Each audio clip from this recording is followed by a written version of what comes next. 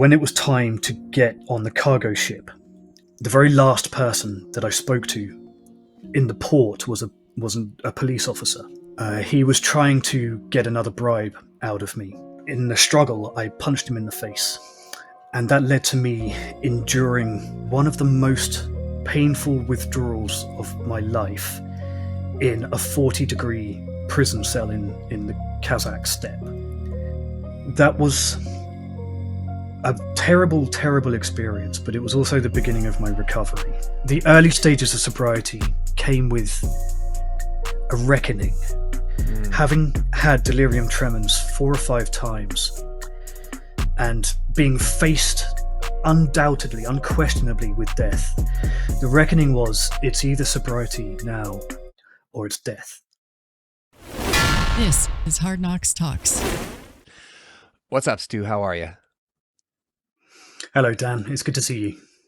Yeah, I found your content. It popped up on my feed actually just yesterday, and I looked at your featured video, and the longer I listened, it was like, oh my gosh, like, you know, this guy's got a vibe. Like, and I said before the show, this guy's got a vibe. His content sort of smells like a fine coffee shop, you know, if it had a smell. And then to hear the things that you're saying, I'm like, oh, wow, that does not align with what I, like, my first impression. So I thought, let's get this guy on the show and hear his story. This is incredible.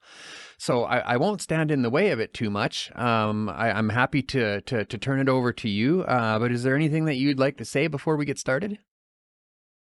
Yeah, first of all, thank you for this platform and for the work that you do. You've had some incredibly illustrious guests, and you seem to have a talent for drawing out authenticity and honesty in people. And I think that honesty, like really raw honesty, has been such an important part of my own recovery. So it's really great to see you doing what you're doing and bringing that out of other people. Yeah. Well, and maybe that sentiment aligns with the name Hard Knocks Talks, right? Like we're all about radical honesty, and I believe that it has also saved my own life.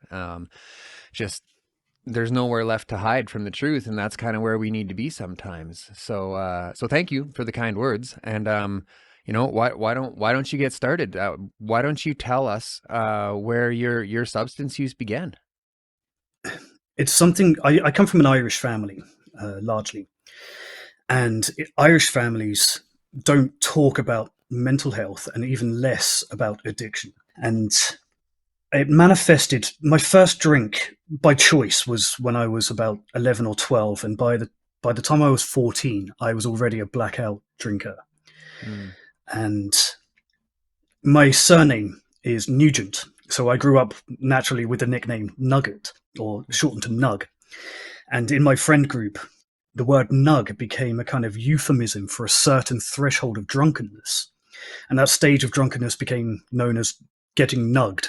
So my friends would go out and drink until we were nugged. And I never took that. I never took that as, go on. I'm sorry. I don't mean to laugh. It's just like, I can relate that, you know, growing up, there was all sorts of weird sort of slang terms that came up from the most unexpected places. So I just had to have a chuckle. It's kind of endearing, to be honest. It was. I think a lot of people who are like me, who are kind of hard drinkers and stuff, would be very proud of that and would claim it as a kind of boast. But I hated it. I hated it from the start because it revealed something about me, something that was uncomfortable and took me 20 years to wrestle with. And that was the fact that I had the propensity and the capability for alcoholism and other substances from the very beginning. I recognized there was a problem quite early. And I think perhaps like a lot of addicts, when we recognize a problem in ourselves, our tendency is to run away. So I spent a lot of my adult years moving from place to place. I lived in France and London, eventually landed in Shanghai, where I lived for 6 years, and then Croatia and Zagreb, Germany and Berlin. And each one of those times, every time I packed my bags and moved, it was generally the result of beginning to worry that alcohol had got on top of me. Were these results of like occurrences? Like you did something or you hurt someone or something like that? Or was this just like an internal struggle? A little of both. So my internal struggles tend to manifest outwardly, Mm, which is to say, if I'm hurting inside, then it's very easy for me to kind of lash out and behave recklessly, mm. and Thoughts with turn to no actions. thought to the consequence. Exactly. And when I moved to France, I was 21. And I moved to France because I wanted a break from my life in the UK, which had been dominated by 3 years of study at university. And that period was almost defined by drugs and alcohol. And I figured that I would go off to France for a few months and get my head straight in the clear mountain air of the Alps. But the truth is, that was just a further decline, more alcohol. And I ended up losing that job in a kitchen in an alpine mountain because of alcohol, and moved back to the UK. Became uncomfortable in my hometown as alcohol once again began to rear its head. Moved on to London, and the cycle kept repeating itself. I got into a long-term relationship with another heavy drinker, a young Dutch woman, Mm. and we decided to leave our pasts behind. And we took the train. We emigrated to Shanghai together, but we took the train the whole way from London to Shanghai over 11 days, all of which was fueled by cheap train platform vodka from like suspicious looking people in tracksuits and Belarus and that kind of thing. Mm. And we arrived in China drunk, and that defined our time there as well. And that relationship eventually broke down as a result of alcohol, partially. And after she had left China, I was left to my own devices for 2 years in Shanghai. And they call Shanghai the mother of exiles. That is to say, it kind of attracts wayward people, always has Mm. done. I suspect always will, no matter how much they regulate it. And it's full of very young, hedonistic people like I was when I first moved there. And that life, which it got on top of me very quickly. And after about 5 years, 2 years of which was on my own, dating, recklessly putting things in my body. What did a typical tear look like in Shanghai? Okay, so when I first arrived, I felt immediately at home.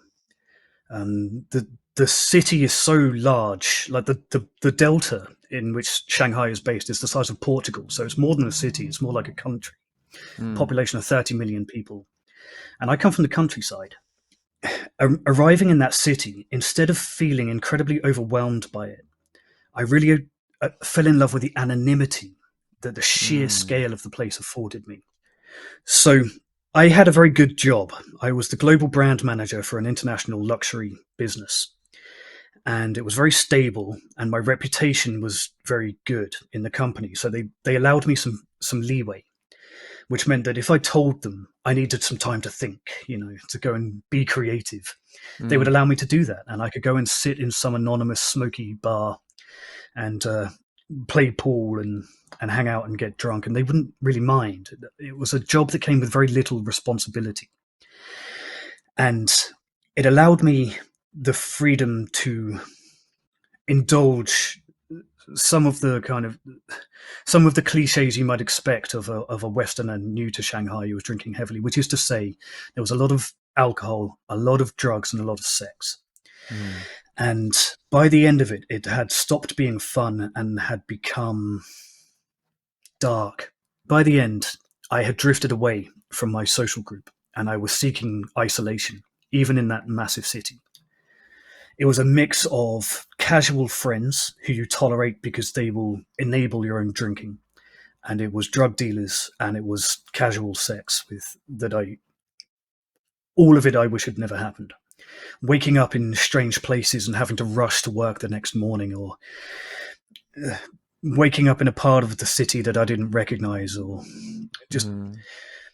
and it got to the point where I began to recognize that it was deeply unhealthy, that it was affecting more than my physical health. I was also miserable.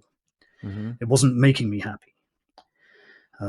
It, I think I have a tiny feeling. I don't know if you agree with this, but I have a tiny feeling that when I recount this story to some people, it sounds a little glamorous, like being drunk on the streets of Shanghai and fighting in the taxi queues. It sounds kind of rebellious and a little bit punk, but I can assure you it was horrible.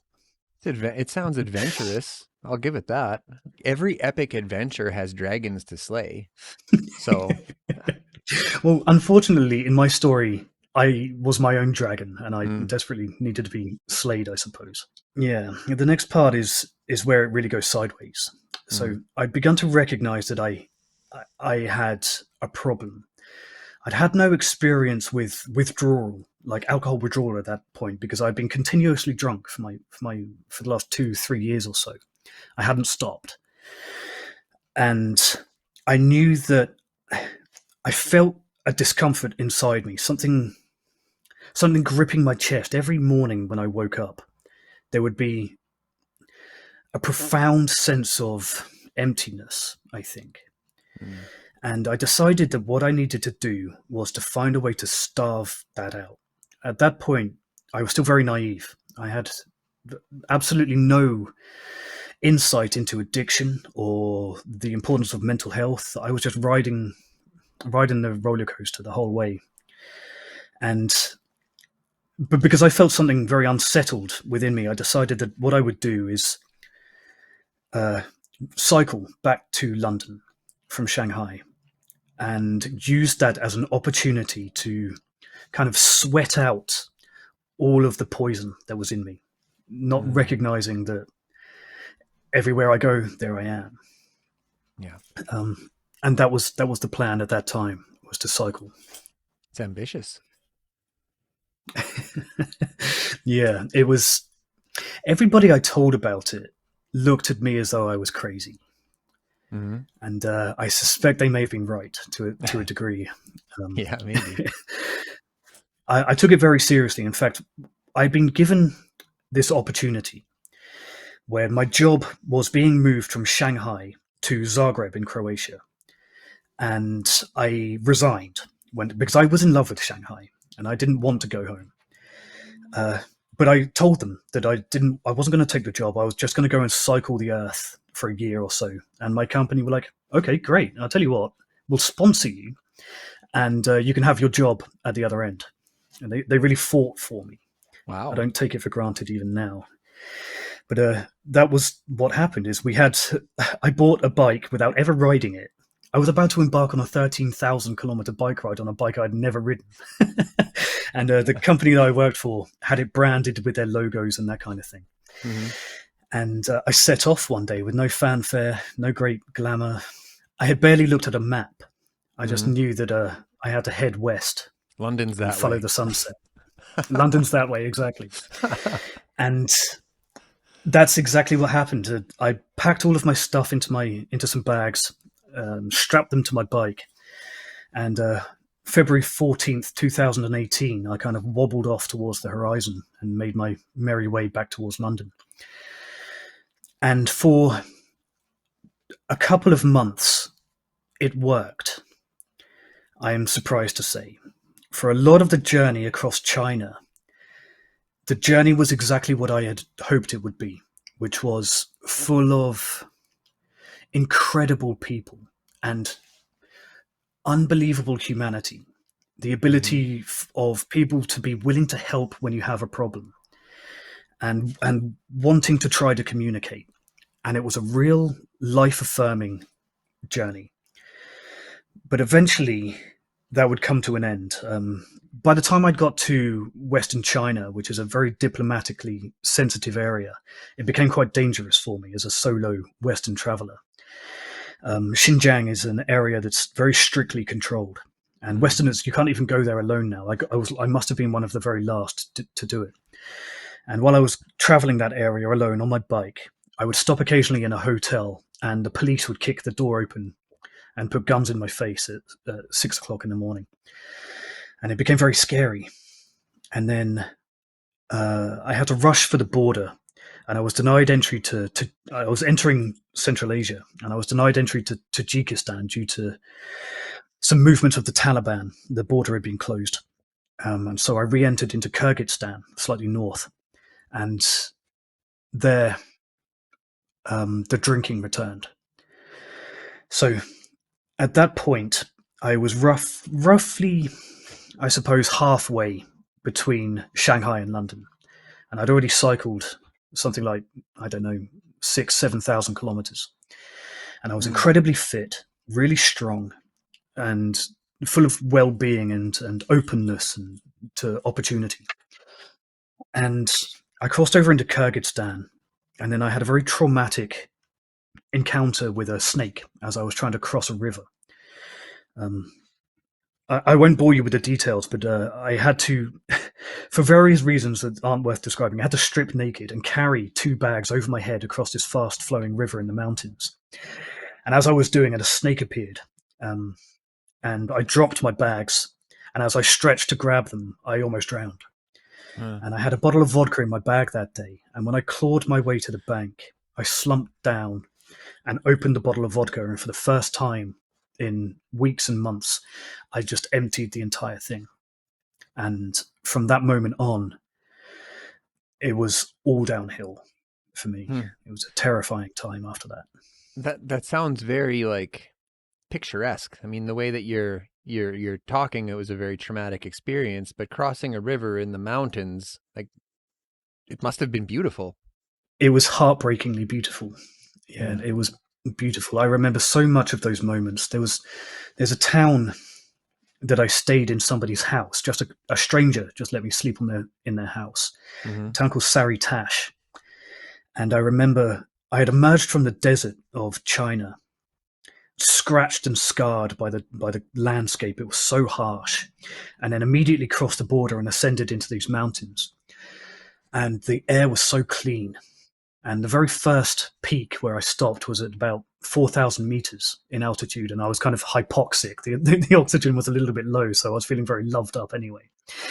And I remember that first night, it was the first time that I'd seen the stars for 5 years, because you don't see them in China. And then from the mountaintop, I remember the sky being so thick and so dark and so alive with stars. It was as close to a spiritual experience as I can possibly describe. A real kind of epiphany. And that's what it was like. It was a very strange place to have a terrible relapse against that kind of beauty. But that's the nature of the problem, isn't it? It's cunning, baffling, and powerful. So after the encounter with the snake, I was not sober again really for over a year. And from that point on, I would quite regularly be cycling dozens and hundreds of kilometers a day across some of the hardest landscape in the world with vodka in my water bottle instead of water. And I would drink water when I could. Go on. How did you feel about that in the moment? Did this return to a normal state for you, or were you like cycling, trying to still cycle away from it? I loved it, unfortunately. I felt like I was the luckiest person on the planet to be able to witness this kind of beauty and have interactions with these kinds of people, and also be drinking. I didn't recognize it. It feels so stupid looking back, but I wasn't able to recognize it as a problem. I had no kind of framework in which to consider it a problem. The idea of sobriety, it wasn't part of my thought process. It was like I was enjoying it. I wasn't aware how much danger I was in, but that would change quite quickly as my journey became increasingly more dangerous. So through Kyrgyzstan, I was able to survive Kyrgyzstan unscathed, mostly because the people are so good there, and so helpful and so friendly, and they just want to have fun with you. And I never felt like I was under threat. And then I crossed over into Kazakhstan, and that's a very different place where the people are different too. And I was very naive. I was like, I'd come into Kyrgyzstan and had this revelation that there was all this beauty around me, and I was so incredibly happy. The byproduct of that was that I was actually very vulnerable. I was very naive and very innocent. So when I crossed over into Kazakhstan, my bicycle was stolen on the third day that I was there at knife point. I had parked up in a town called Almaty to get some sleep and to try to get some money and bureaucratic things. And as I pulled into the city, I was taken off my bike by a group of guys who had come on very friendly, but then had demanded my bike, and with it, virtually everything that I owned. My camera was there. That's 4 months of photography that I had taken on this journey with the camera that I had bought specially for it. My journal was stolen, my tent was stolen, my first aid kit, everything, all gone. And the only response I had at that point, because it was so unexpected, was to drink, and which is what I did. And I relied on the police in that town for a little while, thinking that they were trying to help me, but they weren't. They were charging me fees for their work, and it turns out it was all kind of a scam. Just drawing down my money day by day. And then I eventually traveled to a town called Aktau, which is on the far western coast of Kazakhstan, on the Caspian Sea, where I'd intended to catch a cargo ship, which you can do. You can go on a cargo ship and work, and they'll take you across the Caspian to Azerbaijan. And in that town, well, it's a different place entirely. It's a violent place. It's a former Soviet nuclear city. So there used to be a nuclear plant. That's why the city exists. And all of the nuclear waste produced by the plant was just dumped into the salt flats there, a place called Mangistau. It's still radioactive to this day. And that's where I was drinking. I was in that town. And the people there are tough, and where kind of my size and my tattoos and that kind of thing had offered me a measure of protection in some other place, made me look quite tough. In Kazakhstan, it made me a target because they wanted to test themselves, against me. And it became very violent. And once again, the only retreat I had was into the bottle. And eventually I became so vulnerable that even the police themselves would begin robbing me. And I was picked up twice by the police in uniform, who put me into an unmarked car. And the first time they drove me onto an army base, as if to emphasize my own powerlessness, and demanded a $500 bribe, which I paid stupidly. And then the second time I was picked up, and refused to pay the bribe this time. They drove me out into those radioactive salt flats and pulled a revolver out of the glove compartment and put it in my face and demanded the money that way. And then as I was waiting for that cargo ship to arrive, I was in that town for something like 3 weeks, not a moment of it sober, and excessive drinking. So in the morning, I would wake up, and I'm an early riser, so I was waking up at like 6:30 in the morning, and I would have fallen asleep on the beach or somewhere. And I would go immediately to a local convenience store, and I would buy a 1 liter bottle of vodka and a 2 liter bottle of iced tea. And I would take a swig of iced tea as if to convince myself that I was hydrated for the day, which of course I was not. And then pour the rest out, fill the rest up with vodka, and I would drink that until it was time to get another one. And that was day in and day out. And then eventually, when it was time to get on the cargo ship, I had bought a number of bottles of vodka to share with the crew should I need to bribe anyone on the boat. And the very last person that I spoke to in the port was a police officer. And he was trying to get another bribe out of me, and he snatched my passport out of my hand. And that was the last thing that I'd had, the most important thing that I had. And as a result, in the struggle, I punched him in the face and was arrested. And that led to me enduring the first and one of the most painful withdrawals of my life in a 40-degree prison cell in the Kazakh steppe. And it was brutal. Never experienced anything like it. Eventually, I dried out and I was put on trial in Kazakhstan. I had a phone call one day. I hadn't spoken to anybody for the 7 days that I was there. And then one morning I had a phone call, and this British voice on the other end says, "Hello, Mr. Nugent. I've heard you require consulate assistance." And I was like, "Yes," and it was the embassy in Astana, now called Nur Sultan. And they told me that I was going to be put on trial for assault on the police officer, but also for attempting to steal his gun, which I hadn't done. But as they were in the process of arresting me, they'd also beaten me up quite severely. I punched a cop, so they all kind of wanted a piece of me. I had my teeth kicked out, big black eye. So they added this charge of that I was trying to steal his gun, I think, to justify why they were so severe in their treatment of me. It was very violent. And I asked the embassy when I was going to be put on trial, and they said today. And before I knew it, I was being driven out into the desert, where I was picked up by a lawyer who had been assigned to me, a guy that I'm still in touch with, actually, and put on trial. And it was not like a small tribunal or anything like that. It wasn't a quiet, closed court setting. It was 3 judges, all in the full white wigs and black robes.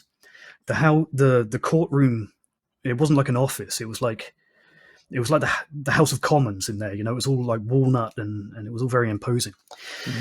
And because when I was released from prison, I was given all of my possessions back. That included the vodka that I had been saving for the ferry, for the cargo ship across the Caspian. So when I arrived at the trial, I was drunk. I was drunk in the courtroom, with no awareness of how serious it was going to be. And the trial was conducted entirely in Russian, and almost no English. And the way that it was, I could see my lawyer, Radik, to my left. And when the judge would ask me a question, I would look to Radik, and he would nod his head, and I would say, "Da." Or he would shake his head, and I would say, "Niet." And that was how I was put on trial, with those 2 words. Some kind of arrangement was made, and I was released, but not free. I was released into the custody of the police, and they drove me to the airport, where I was put on the next available plane to Azerbaijan and flown out of the country. And that was a terrible, terrible experience, but it was also the beginning of my recovery, so I don't begrudge it. So this is the turning point for you then? That's when it got bad enough? No, it would take a year before I eventually decided that I needed to get sober. So what happened after that journey? I was documenting it as part of the arrangement with my company, my employer. Part of the agreement was that I would document the journey on social media. So there were hundreds of people following my progress. And I am ashamed to say I've never been able to go back and read what I was saying at that time. It's too painful because everybody was aware that I was spiraling out of control except me. And I would have occasionally, I remember some of them where I would post something on Facebook or Instagram, and it would be a picture of a bottle of vodka and my boots. And all of the comments are like, "Stu, you have to stop. You got to stop drinking now. You have to stop. This is getting out. Come home. Come home." And some of them were messages from people that I'd met on the journey who were able to immediately see that I developed a very serious problem. There was another month in Azerbaijan where I was living on the streets. I had no money at that point. I'd run out. And my passport had been stolen. And even the embassy there, who I had gone to help me with a temporary passport to get home, even they, every day, would ask me to stop drinking. And when the embassy is begging you to stop, you should really listen, because they have experience with this kind of thing. So I got home. I spent 2 weeks in the company of my parents, and then decided that I was better and ready to pick up my life again. But I wasn't ready. I flew to Zagreb. I was there for 2 months before they sent me home. They didn't fire me from that job. They sent me home to recover, because by the time I'd got to Croatia, those 2 months I was drinking openly in the office. I'd no longer even try to hide it. I would turn up, put a bottle of vodka on the desk, work as much as I could, but be drunk and useless by lunchtime. And because of my seniority in the business and because of my profile in my industry, they just tolerated it for a while. And that was bad for me because I need the accountability of others to keep me in line to some degree. Mm-hmm. And I ended up in hospital there. It got very bad. I had one of my rock bottoms in Croatia, which is the point at which they sent me home, where I hadn't turned up for work on Monday morning. And what had happened is on the Saturday night, I'd been so drunk that I had collapsed in the town centre, been admitted to hospital, and then discharged myself at some point. Still blind drunk, discharged myself with 2 IVs, pulled them out of my arms and walked back to my apartment, only to discover that I'd been evicted because of the way I was living.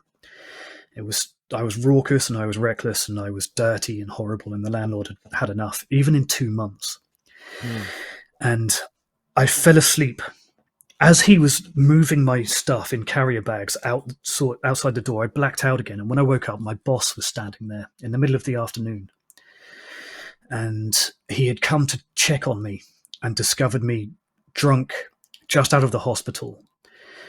The police kind of sniffing around and having been evicted, plus all of my colleagues had now started complaining about me. And I believe that he may have paid for the plane ticket. I never asked him, but I think he paid for my plane ticket that day to get me back to the UK and into safety. Mm-hmm. And even that wasn't enough.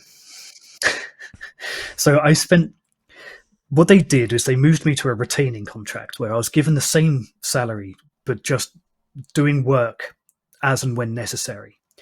And it was a very relaxed arrangement. I should stress, I don't take it for granted how lucky I've been. Mm-hmm. People have given me second chance after second chance and a huge amount of leeway, and I don't take it for granted. I'm very, very grateful. And part of my recovery is that gratitude.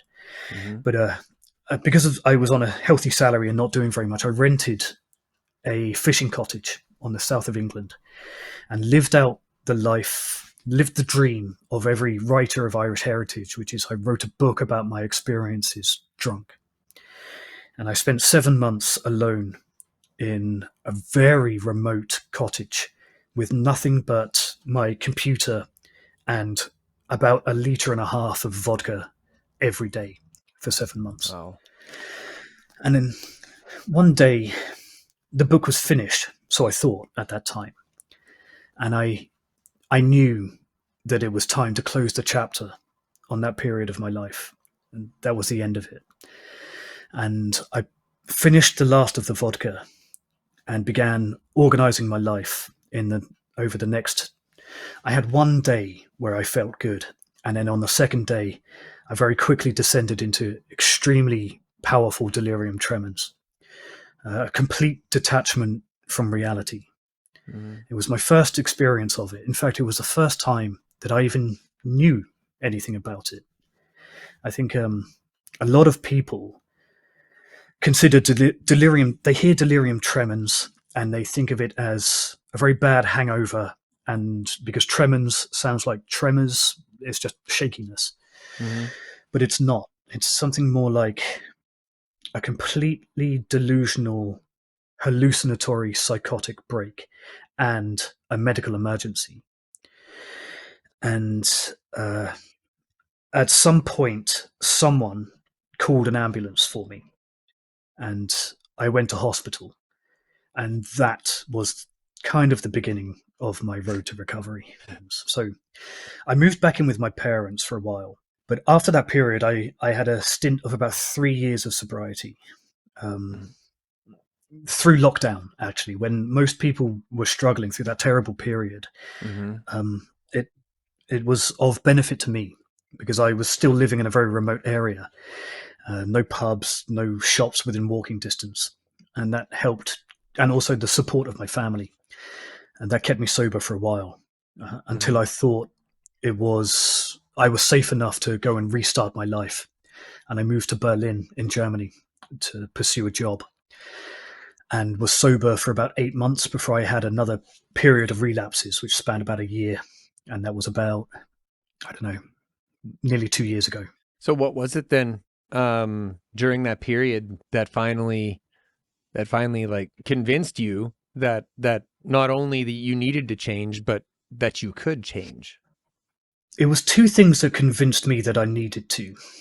One is that my experiences of delirium tremens were so profoundly terrifying, like life-changingly terrifying. Second to that, it was the look on my parents' faces, I think, repeatedly, of fear that I wasn't going to make it.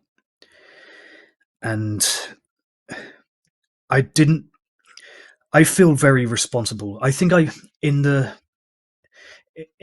2 years or so that I was really struggling with extreme alcoholism in the last 2 years of my drinking, I think I aged my parents about 20 years. I think I accelerated their own aging. And the first time that they saw me in hospital, the first time I was going through delirium tremens, I remember when they walked in, and I know that this wasn't a hallucination because we've talked about it since. The look of fear on their faces has stayed with me, and I use it regularly to motivate myself not to repeat and not to put anybody through that kind of pain and suffering. Mm-hmm.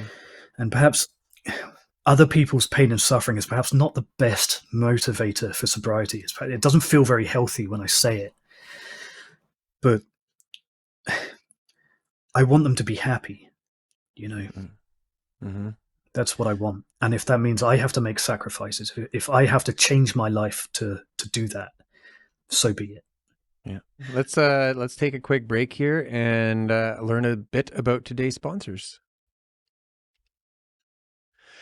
EHN Canada is Canada's leading provider of mental health and addiction services, providing evidence-based and medically assisted care with 1-year wraparound services for those suffering with substance use disorder. To learn more, find their link in the show notes below. Métis Nation Saskatchewan has announced its path for the pursuit of self-government. As an MNS citizen, I am proud to see my government fight to protect my rights. This is our moment. To learn more about our treaty and our path to self-government, go to ourmoment.ca. Pine Lodge, the treatment center I went to 7 years ago when I got sober, offers inpatient addictions treatment and aftercare programming in Regina, Saskatchewan. To inquire about services or make a donation, call 306-510-1891. Wellness News, Choice for Healthy Living, is a local resource that works to connect people to health and wellness-related products, services, and expert advice from industry professionals, locally allowing us to connect and engage. Check out wellnessnews.ca or skwellnesshub.ca today to learn more. To make contact with and to learn more about today's sponsors, to check out our merch, or if you want to show us some love and buy us a coffee, all of those links are also in the show notes below. So tell us about after making that decision. What did life look like? What did you change? Did you go to detox? Did you go to treatment? Like tell us, what was your next steps and what did it feel like?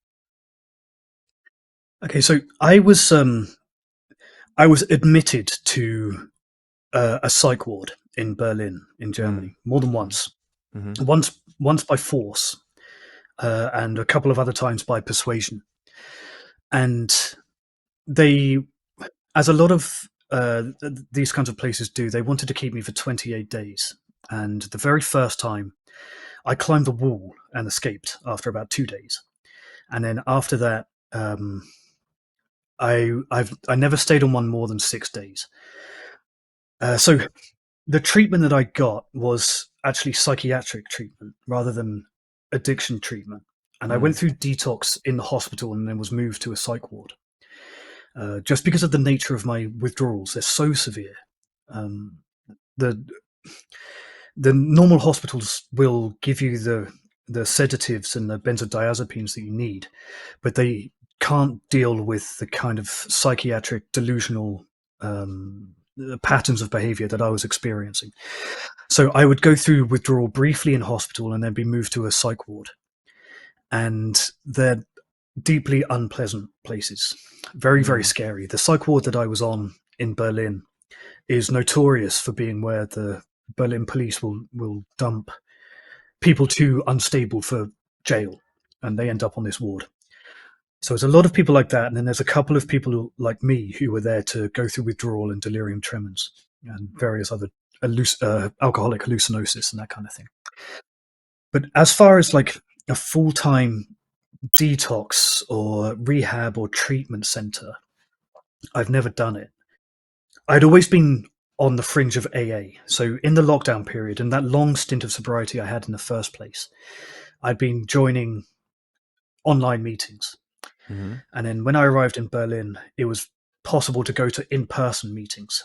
And that became my go-to for a while. I was just trusting the process. I was trusting AA and doing the steps and taking sponsors and that kind of thing. And that was good for a while.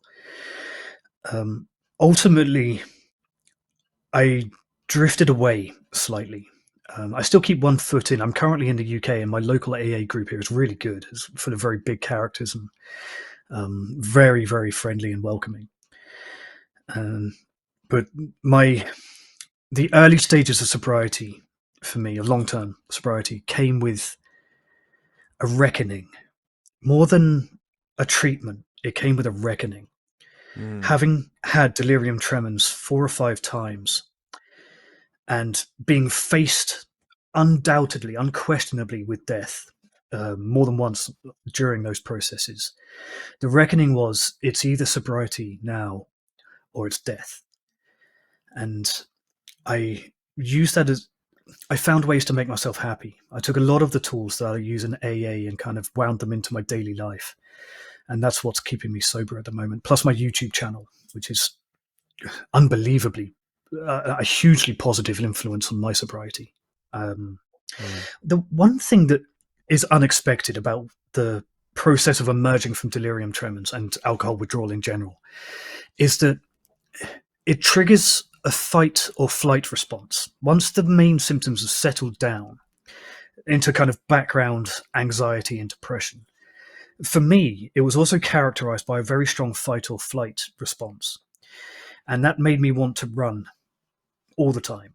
So it was very difficult to keep me on a ward for more than 6 days, because that's the peak of that fight or flight response, where I wasn't allowed out of the ward in that time. They wouldn't let me out of their sight. And it's a very claustrophobic, very unpleasant place. And the walls seem to get smaller and smaller, closer and closer as the hours go by.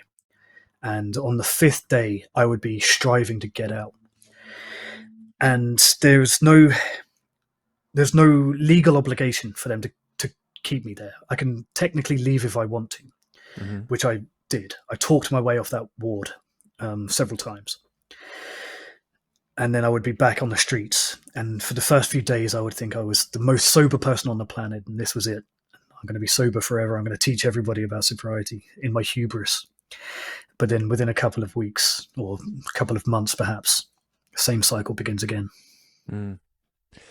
So then tell us about any moments that you've had in your recovery when like any light bulb moments or any experiences that you had that brought forward a revelation as to why you behaved the way that you did and why you continue to stay sober today. I'm not here to self-promote, but I will just mention my YouTube channel a little bit, right? Of course. Thank you. I started it. I had an existing YouTube channel, but about a year and a half ago, I repurposed it to start talking about alcoholism and recovery, and specifically extremely severe alcohol withdrawal, delirium tremens, and that kind of thing. And I put out a couple of videos in the early days of that channel after I repurposed it, really for my own, purely and honestly for my own sake. For the sake of having something to come back to when I was feeling like I might relapse, to watch and remind myself just how bad it got. And the response to those was immediately overwhelming. And I started connecting with people in the comments and by email who were telling me that I I prevented a relapse, for example, with one of the earliest emails I got from somebody that I'm still in contact with, who reached out to me to say that just me talking about my experience of delirium tremens was so similar to theirs that it prevented them from picking up. And I started to recognize that the power of communication, of honesty, again, Mm-hmm. it carries so much weight, and it has such a positive influence on people. Mm-hmm. If you're willing to be honest about your negative experiences. And of course, I owe a debt to all of the recovery specialists and even YouTubers who came before me, who were doing this long before I did, who have informed what I do, because they were doing it first and they were what motivated me to do it. But to answer your question specifically, the response to the things that I was saying is a daily, hourly motivation for me to stay sober. Mm-hmm. And it is purely down to honesty, being actually honest about what I've done, the terrible things I've seen, and what I did to myself and others. Being honest about that has held me to account. So what I'm hearing is that you found meaning in your life. You found something that you're excited to wake up about in the morning, and you chase it. Absolutely, yeah. Yeah. So my day job, the recovery YouTube channel and stuff, that's kind of a side gig, but it is absolutely front of my mind all the time. In fact, it's all I want to do. I run a small marketing agency, or two actually, for two different industries, and that pays the rent. And I'm very proud of what I do there. But even when I'm working on a big like advertising campaign or something for some client, I'm thinking about the end of the day when I can go and talk about recovery. Because there's an interesting quirk in my personality, which is that when I'm in an AA room, I almost never talk. I almost never share, despite the fact that I like talking about this stuff. Because I have this reticence that other people need to share. Other people have to talk. And if I'm talking, I'm taking their time. And I can't shake it. Like, all of my sponsors have told me that I should go in there, raise my hand first. And I just can't shake that part of my personality. But what the YouTube and the podcast and all of that stuff, what it allows me to do is to go into those rooms and just listen to other people. And that has real value to me. And then I can come back and I can sit behind this microphone in front of the camera. And then I can say the things that I need to say. And perhaps it's outside the process, but it is working for me. I mean, I think the process is just that. Find what works for you and do that. You know, if you're on a good path, don't let anyone tell you you're not. You know, and that's something else that sort of came to my mind. Oftentimes, you know, people try to flex their sober time or their recovery time or whatever you want to call it. And I'm not nearly as concerned about how many days you've been sober as I am about how happy you are. You know, Yeah. How much meaning do you have in your life? You know, what excites you in your life? Is it bringing you to wellness, or is it chasing you further into the dark? You know, so, and that's something that I got to take inventory on myself too, once in a while. There's no right way to be sober. You know, it doesn't really matter how you get there. It's the destination that matters. And I didn't expect this to happen for myself, because part of the nature of the addiction that I had, and part of my own personality, is selfishness. And the process of recovery offers you the opportunity to let go of that to some extent, and to be more open, to help other people and to be helped. I think, like, the people in recovery are often the people with the most empathy, the most humanity of all the people that I meet and all the people that I listen to. The people who have been through addiction and beat it and then come out better are the people who know themselves really, really well and are much more willing to just lend you an ear if you need it, or to just be available. And that's a characteristic I've really come to to enjoy in other people and to practice in myself, by making myself available if people want to talk, or to put out information that might potentially, that isn't very flattering to myself. Let's put it that way. And if that helps someone, then so be it. That's good. Tell us about your channel. Where can people find you? Where can people see your content? Okay. Well, the channel is called Bat Country. Bat Country, as in like the Hunter S. Thompson style of Bat Country, and it's named that because the very first thing that I hallucinated in delirium tremens was bats. And as soon as I came out of that period, I was like, I know what Hunter S. Thompson was talking about now. I've seen the bats. I've been to Bat Country, and Bat Country has become a euphemism for the kind of alcoholism that I had. Unfortunately, it's also the name of a very popular song. So if you're going to search it on YouTube, put in Bat Country Sober or Bat Country Alcohol or something like that, and you're more likely to find it. Cool, man. Well, thanks for joining us. Is there anything you'd like to leave us with? Maybe there's someone out there struggling like you were. I think if there was one piece of advice I could muster up, it's this. People have an enormous capacity for forgiveness. One of the things that held me back from getting sober long term was I was scared to ask for help, not because of pride or anything like that, but because I thought I would disappoint people. I thought that was the overriding fear that I had. And I've learned since that people are so willing to forgive and to help. So if that is a thing that's holding you back, know that if you go to somebody and ask for help, that you're struggling, they will give you a second chance. I think that's it. All right, Stu. Thanks so much for joining me. I look forward to following along your journey and learning more about you as we go. And I guess that's it. Thanks so much.